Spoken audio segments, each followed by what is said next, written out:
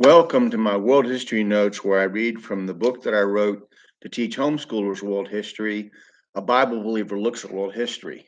You can find this book if you're interested on lulu.com, amazon.com, or at the Bible Baptist bookstore. Just follow me here. And if you ever mind, subscribe to my channel. This is just a service, it's a survey. I just want you to have some basic knowledge of concepts, ideas, places, events, dates, that you can be conversant in world history, and then go from there. And I'm sure you'll have other opinions other than mine. I might even say things that offend you. That's okay, as long as you have an opinion about world history. Um, so we're going to just start with where I left off on Napoleon. We're talking about Napoleon, very important person in history, European history especially, but there's ramifications all over the world. Um, Napoleon marched north and met the Allied forces again at the Battle of Austerlitz in December of 1805. So we're at 1805, defeating them conclusively in what is considered one of the most brilliant military battles of history. The war at sea did not go as well for Napoleon, with the great defeat at the Sea Battle of Trafalgar at the hands of Admiral Nelson, in which Nelson was mortally wounded aboard his flagship Victory as it closed in violent combat with the French ship Redoubtable in October before Austerlitz. On land, Napoleon controlled central and western Germany, and in 1806 ended the Holy Roman Empire's existence after 1,000 years of rule. Francis II, Emperor, became Francis I, Emperor of Austria. Napoleon defeated the Prussians at the battles of Jena and Auerstadt. Napoleon's victories were masterpieces of generalship and had a tremendous psychological effect on his enemies. On November 30th of 1806, the conqueror marched into Poland, having invaded Austria, Germany, and Prussia.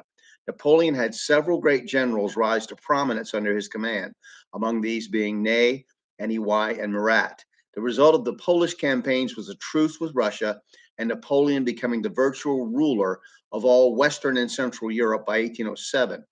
Now, England, Great Britain alone faced him. According to Alan Sham in his book Napoleon Bonaparte, the conqueror's followers stated that he was beyond normal human history now, that he was a giant that belonged more appropriately to more heroic times. Ominously at this time, the famous Prime Minister Talleyrand, who seemed to serve Napoleon so well as he had served the king before him, resigned over the thin Franco-Russian alliance. It is believed now that Talleyrand was a traitor to the emperor, assisting hostile powers with information. Among the rules for war stated by Napoleon and David Chandler's The Military Maxims of Napoleon, he says never to do what the enemy wants you to do. And that is something that Napoleon tried to live by. With his ally Spain's permission, he invaded Portugal in 1807, but it was only the access for British, only for, it was, but because it was the only, sorry, he invaded Portugal because it was the only access for British trade into Europe. In 1808, he marched into his allies' country and had his brother Joseph crowned King of Spain. The Spaniards rebelled and the British invaded, but this ended badly for the British the following year. With Spain and Portugal, the Iberian Peninsula, seemingly under control, Napoleon returned to Paris and faced a renewed war with Austria in 1809, which Austria lost miserably. Then we'll go into the next phase of his conquests, dominations. We're going to talk about when the Franco-Russian relations become frayed over Poland. So we'll talk about that next. I hope that you'll study world history and that you'll come to conclusions about it, that so you understand, that you're conversant in it, and I really that's what I want. I just want you to go, hey, I didn't like what he said, or hey, what is that? Never heard of that, or gee, I always wondered when that happened.